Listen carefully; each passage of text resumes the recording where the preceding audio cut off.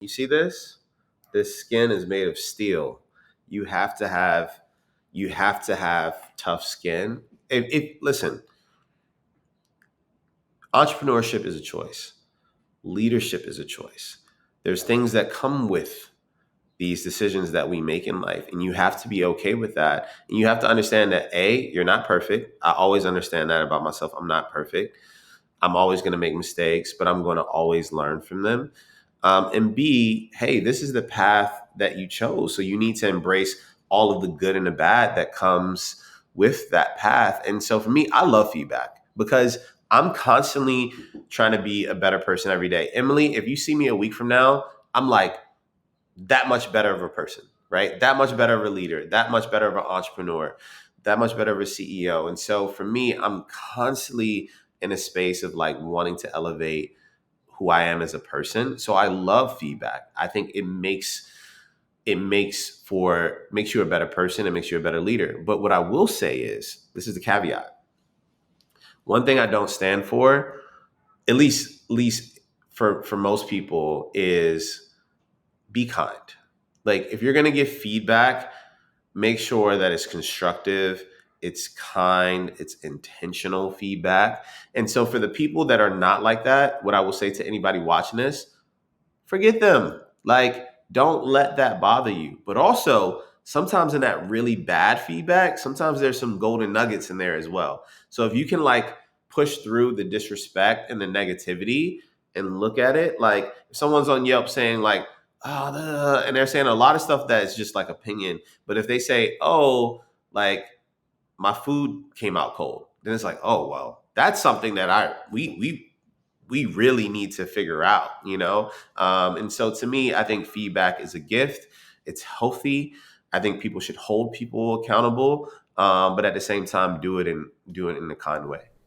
And that's great advice for our consumer listeners as well. I always say, like, think about how you're being helpful if you're providing critical feedback. And for business owners, too, wonderful advice that you gave because you can't make changes based on every little thing that someone says, but there is truth in a lot of things that you're reading, and especially if you see something more than once. Like, Oh, that certainly means something. I have to ask you because I feel like you're so like laid back. yeah. Have you ever had a hard time with feedback you've gotten? And what did you do? Did you take 24 hours to process? Like any advice of a business owner is really, they read it and they're really upset. Actually, I got something recently that did upset me in a sense of the one of the things that I think bothers me sometimes when feedback isn't fair, right? When someone has an opinion of something that's off because maybe they read something wrong or they did something wrong on their part.